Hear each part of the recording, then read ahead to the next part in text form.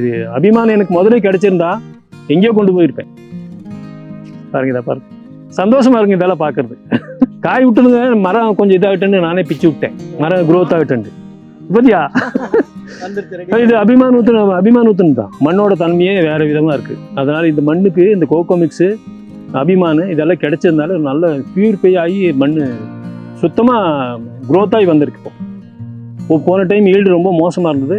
இந்த organic use பண்ணதுனால எனக்கு ஈல்டு கண்ணுக்கு முன்னால் கடவுள் தெரிஞ்ச மாதிரி இருக்குது. நல்லா இருக்குங்க. பார்க்க மரம் அப்படி தான், தென்னங்கன்று அப்படி தாங்க, நல்லா ஊக்கமாக வந்துட்டு ஒவ்வொன்றும் குரோத் ஆகுறது நல்லா கண் கூடவே தெரியுது. நல்ல பெனிஃபிட் தான். இதனால் ஒன்றும் எனக்கு இது லாஸ் இல்லை. அமௌண்ட்டு கம்மியாக இருந்தால் கூட குரோத்து நல்ல இதாக இருக்குது, ஹையாக எனக்கு கிடச்சிருக்கு. ஈல்டு இந்த வருஷம் எனக்கு நல்ல பெனிஃபிட்டாக கிடைக்குன்னு நினைக்கிறேன். இது வந்து முதலே கிடைச்சிருந்தா அது ஈல்டு இன்னும் கொஞ்சம் அதிகமாக பார்த்துருப்போம். ஒரு சில இதில் தண்டு இதாக இருக்குது, அது இப்போ அபிமானூத்துலேருந்து அது குரோத் ஆகி வந்துட்டுருக்கு. வணக்கங்க, என் பேர் சவுந்தரன். நான் வந்து எல்ஐசியில் audit department, internal audit department சென்னையில் ஒர்க் பண்ணிட்டு இருந்தேன்.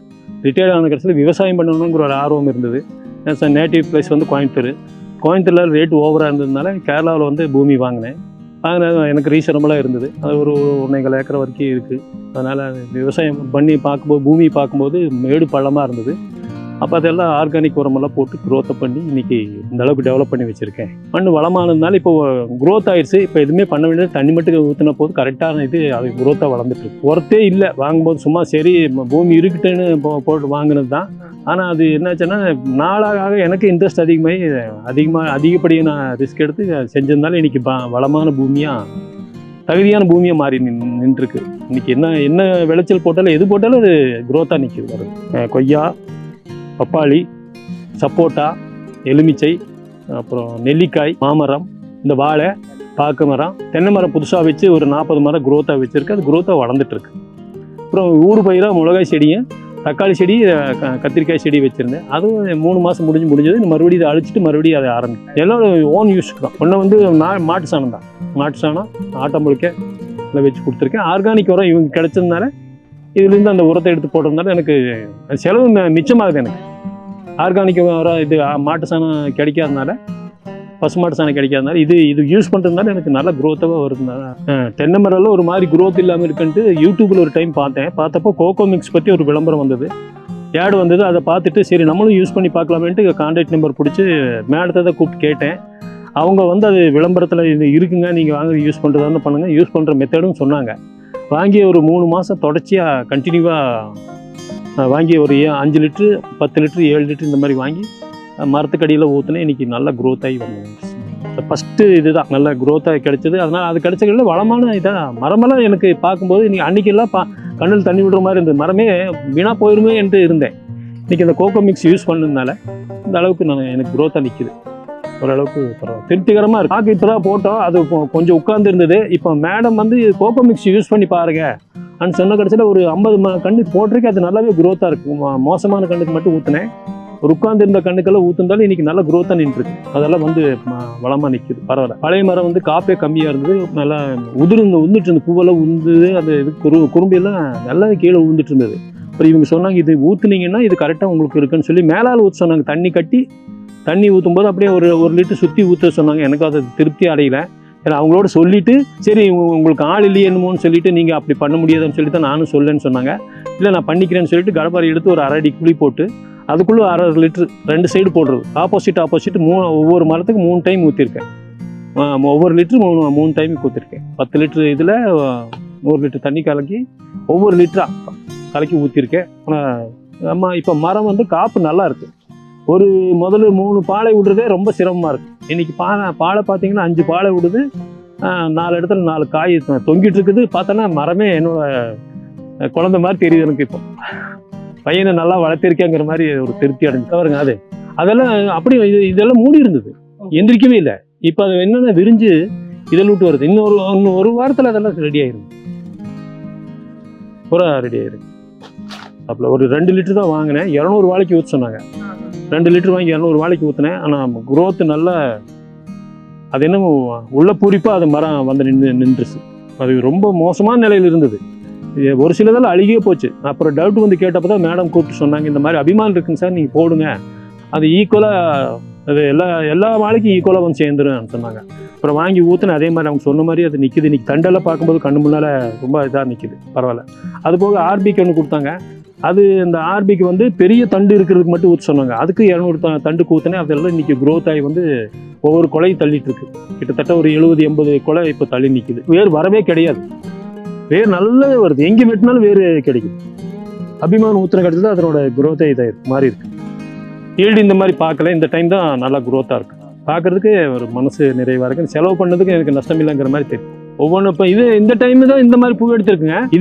இது வந்து சைடு கண் எடுத்து வச்ச வாழை தான். இதுக்கு முன்னே இருந்தது வந்து சின்னதாக தான் போடும். இப்போ பார்த்தீங்கன்னா க்ரோத்தாக ஆகும், நல்லா வந்துடும். இதுக்கு முதல்ல போட்ட வாழையெல்லாம் இந்த அளவுக்கு க்ரோத்தாக வந்ததில்லை. ஒரு 8 சீப்பு 6-8 தான், 8குள்ளே நிற்கும், அதோட சரி. ஆனால் இந்த வாட்டி பார்த்தீங்கன்னா ஒரு சீப்புலேயே 20 பழம் இருக்குது. 12 சீப்பு, 10 சீப்பு, 11, 12 இப்படி க்ரோத் ஆகி மேலே வந்துருக்கு. பார்க்குறதுக்கு ஒரு அமைப்பாக வாங்குறப்ப ரொம்ப ஒன்றுமே க்ரோத் இல்லை. மண் எல்லாம் காஞ்சி போய் மட்டையெல்லாம் விழுந்துட்டு இருந்தது. இன்றைக்கி இந்த அளவுக்கு வளமாக கொண்டு வந்து நிறுத்திருக்கு. கோகோ மிக்ஸ் போட்ட கடைசியில் 3 டைம் போட்டேன். யூஸ் பண்ண கடைசியில் காய் வந்து அந்த இடத்துல இப்போ பாலையே 5 பாலை விடுது. 3-4 கொலை தொங்குது. 2 கொலை இளநீ ரெடியாக இருக்குது. வெட்டுறதா இருந்தால் இளநீ வெட்டலாம். இப்போ அந்த மரக்காய் விட்டு வெட்டுறதா இருந்தாலும் அந்த அளவுக்கு கொண்டு போகலாம். முதல்ல 2 பாலை 3 பாலை விடுறதே கஷ்டம். இந்த கோகோ மிக்ஸ் யூஸ் பண்ண கடைசியில் கிட்டத்தட்ட ஒரு மரத்தில் 5 பால் 6 பால் விடுது. அது திறந்தா அது காயும் உதிருது இல்லை, அந்த பூவெல்லாம் உதிருதே இல்லை, அப்படியே காயாக கிடைக்கும். இது நாட்டு மாட்டு சாணம், ஆட்டம்புழுக்கை, இந்த மாதிரி உரம்லாம், இது வேப்பம் புண்ணாக்கு இதெல்லாம் போட்டு விட்டேன். ஆர்கானிக் தான், மொத்தமாகவே இதுதான். அது கடைசியில் APKS அது கிடைச்ச கடைசியில் கொஞ்சம் இந்த இதெல்லாம் கொஞ்சம் நிறுத்திட்டு அதை யூஸ் பண்ணேன். அது யூஸ் பண்ண கடைசியில் நல்லாவே குரோத்தாக தெரியுது. பூமி பார்க்கும்போது ஒரு அமைப்பாக இருக்குது. மண் வளம் தன்மையும் மாறி போச்சு. இன்றைக்கி எது போட்டாலும் வருது.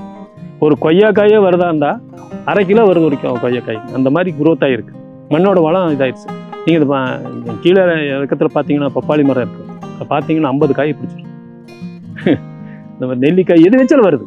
பூமி நல்லாவே குரோத்தாக இருக்குங்க. மண் நல்லா வளமாயிடுச்சுங்க. மிளகாயில் பாருங்கள், மிளகாய் செடியெல்லாம் நல்லாவே இது. கத்திரிக்காயெல்லாம் பார்க்கவே முடியாது. செடி நிறைய இருக்குங்க கத்திரிக்காய். அந்த அளவுக்கு வந்துட்டு இந்த மரம் தான் பூரா வெள்ளை அடிச்சுங்க. வெள்ளை பாசனம் மாதிரி பூரா அடிச்சிருந்தது. அப்புறம் மருந்து அடிச்சு அந்த இது எறும்பு, நீங்கள் சொன்ன மாதிரி எறும்பு மருந்து எடுத்து அடித்து புட்டை கடைசியில் இன்னைக்கு நல்ல க்ரோத்தாக வந்து நிற்கிது.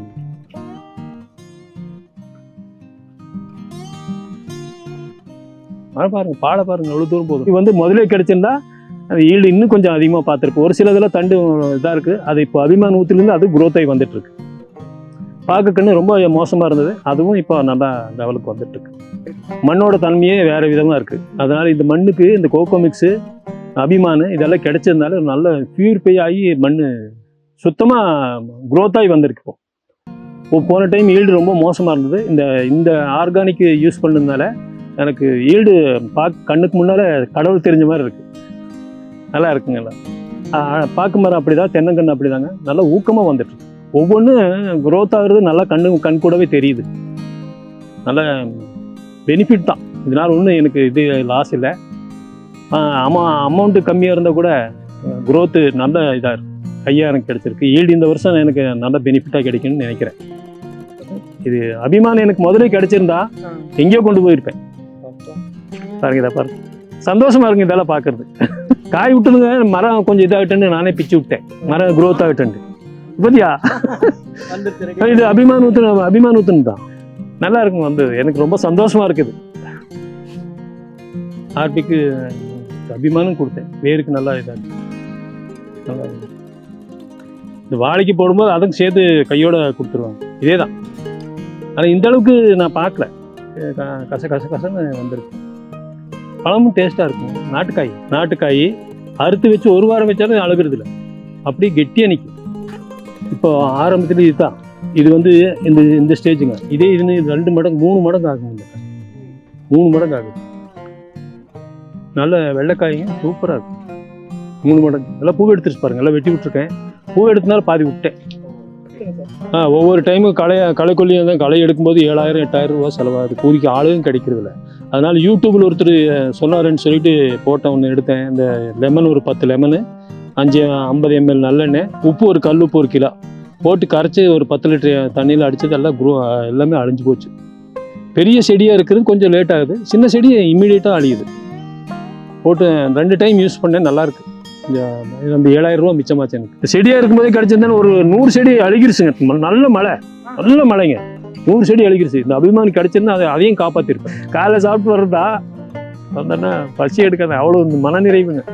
சந்தோஷமா இருக்கு, அதெல்லாம் பிரச்சனை இல்லை. காசு செலவு பண்ணுறதுக்கு நஷ்டம் இல்லைங்க.